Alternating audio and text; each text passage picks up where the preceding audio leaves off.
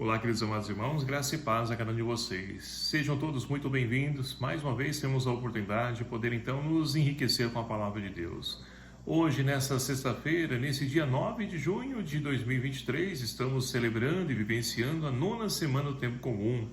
E a liturgia propõe para a nossa reflexão, nesse dia de hoje, o Evangelho de São Marcos, capítulo 12, versículos de 35 a 37, que vai nos falar o seguinte: naquele tempo, Jesus ensinava no templo dizendo: como é que os mestres da lei dizem que o Messias é filho de Davi?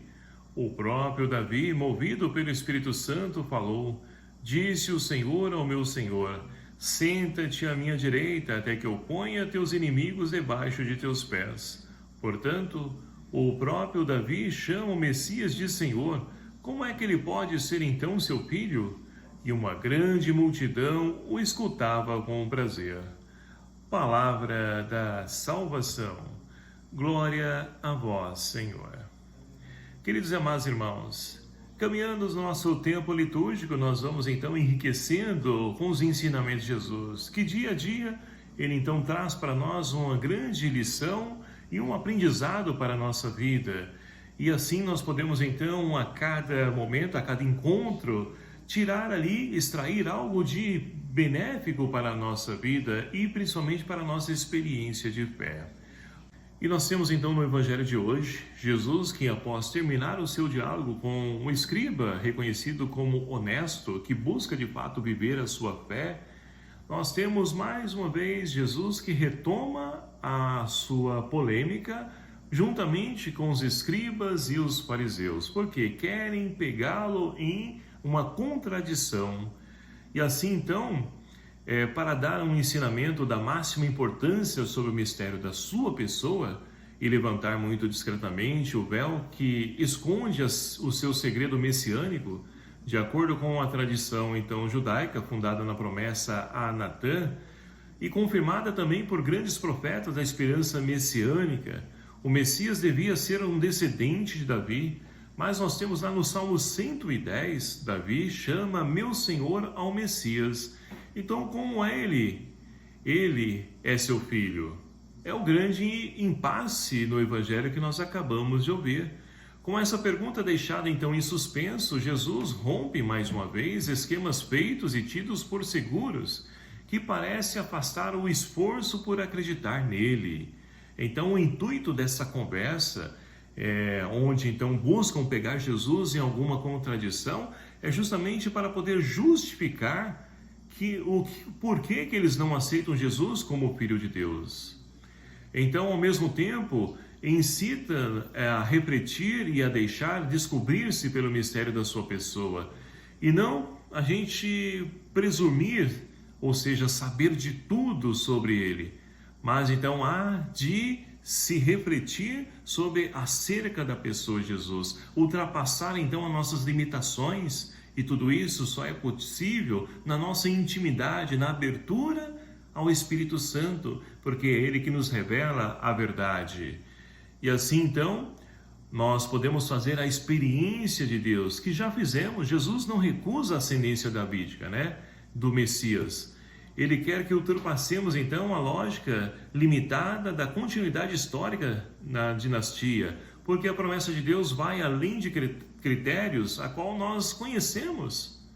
Então Deus vai além, o dom do Pai no Filho vai muito além de tudo quanto a mente humana possa entender, porque será sempre um dom inédito e surpreendente de Deus na nossa vida.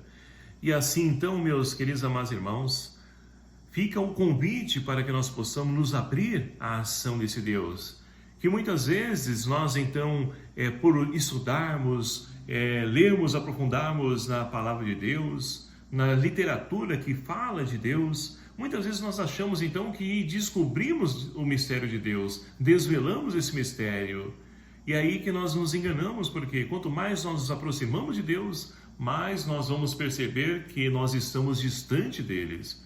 Mas Deus se revela, Ele então se dá a conhecer na pessoa de Jesus Cristo, para que nós possamos fazer a experiência desse Deus que Jesus nos ensinou a aproximar dele como um pai que cuida, zela dos seus filhos amados.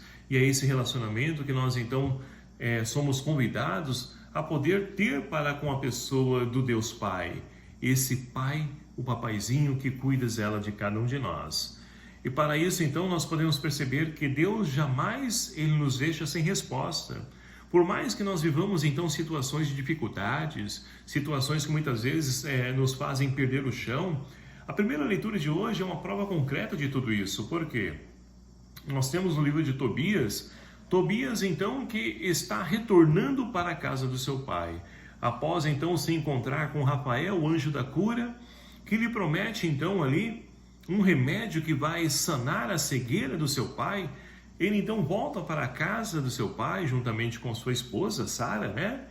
E ali, então, ao se aproximar da porta, a sua mãe Ana avista ele e corre aos braços dele, beija, e ela diz o seguinte, olha, eu me alegro de poder ver você, meu filho. Que alegria poder tê-lo novamente, agora já posso partir em paz. E aí, então, ouvindo tudo isso, Tobit também vem, mesmo com a sua cegueira, vem tropeçando e se arrastando, mas quer ir ao encontro do seu filho. E ali, então, Tobias, então, não perde a oportunidade e corre também ao encontro para poder curar a cegueira do seu pai.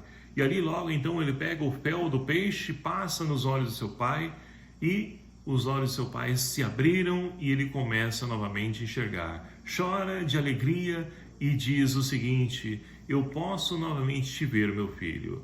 E louvam, bendiz a Deus pela maravilha que Deus então realizou na vida dele e realiza na vida de cada um de nós. Essa é a experiência, né, de um personagem da Bíblia. E quantas pessoas nos dias de hoje poderiam dar testemunho também da cura qual Deus realizou na sua vida, da ação de Deus na sua vida? Ora, todos nós, eu, você, todos nós temos uma experiência dessa graça de Deus. E Deus, então, continua a se fazer presente também na vida de cada um de nós.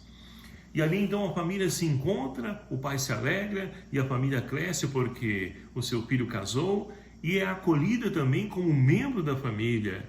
E ali todos elevam a Deus um hino de louvor, de gratidão, como o salmista de hoje também nos convida a rezarmos. Bendize, ó minha alma, ao Senhor.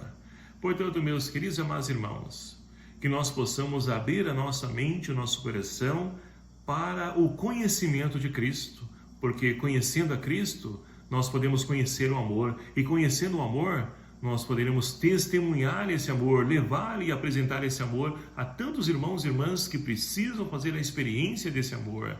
Amor esse que levou então Tobias a poder ir ao encontro do seu pai, sanar em busca de uma cura para o seu pai.